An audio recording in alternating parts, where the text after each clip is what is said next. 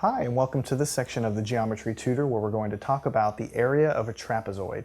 Now, we've been talking about areas of different shapes in the last few sections. We covered the area of a triangle, the area of a rectangle, and now we're going to cover the area of a trapezoid. And I think the way that we're going to explain it here is going to make it pretty simple how this formula comes about, and we're going to use that formula in several problems. So, to go ahead and get us started here, let's just go ahead and just draw a trapezoid so we see what we're talking about here. Remember, a trapezoid looks something like this, the general shape of a trapezoid. You've got two parallel lines and two lines that are not necessarily or not parallel, okay? And typically what you'll see is that one of these lines at the bottom is usually called a base 1, and this other one here at the top is called base 2. And so you just need to do that because, you know, in a triangle, when you have the base at the bottom here, you only have one base, but a trapezoid, you kind of cut that triangle off, kind of cut the head off, so you have two bases, one called B1 and one called B2. So we're just going to keep them separate. And then the other interesting number that you need to know about a trapezoid in order to calculate the area is the height. So this is no different than the height of a triangle. I mean, you're not interested in this slant height, you're not interested in this slant height, you're just interested in the actual height of the trapezoid, and that's what h is right there, okay? So we're going to go ahead and build on that, and we're going to look down below, and we're going to redraw this trapezoid. So we're really not doing anything differently. I just don't want to mess around with that drawing that we just made there. I just want to redraw this here so we can kind of see how it progresses here. Okay. Now say that we start with a trapezoid. Again, you have B1 and B2, and we can just write them down again. Base 1, and we'll just put base 2 right there. Okay. So base 1 and base 2. And let's just say what would happen now. This is very similar to what we did when we had the area of a triangle and we looked at rectangles to help us figure out how to calculate it.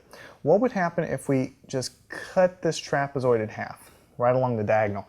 In fact, we did this exact same thing when we looked at the area of a triangle looking at the rectangle to help us out. Okay, so when we do that, notice that we form two separate triangles. Okay, they're different triangles, but they're two separate triangles. So this we're going to call triangle 1, subscript 1 means this is triangle number 1, and this is called triangle number 2, triangle number 2. So if we were going to find the area of this trapezoid, all we need to do is find the area of this triangle here and the area of this triangle here, and then if we just add those two things together, then we'll have the final area of the entire trapezoid, and that's exactly what we're going to do next. Okay, so what is the area of triangle 1? This one here, triangle 1. What is that going to be equal to? Well, we learned from before that the area of a triangle is 1/2 base times height. Okay, 1/2 base times height. So we'll have 1/2, and the base of this triangle is B1. Okay, and the height of this triangle right here is the same height. I'll just go ahead and write it here. The same height as the height of the trapezoid. So it's 1/2 B1 times h. Okay, base 1 is the one we're interested in because this is the triangle we're talking about, and this is the base associated with this triangle right here.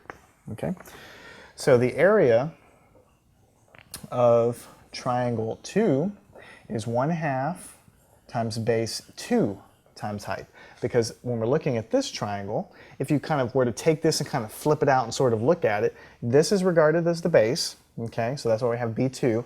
The height of this triangle right here is the same height as the trapezoid, okay?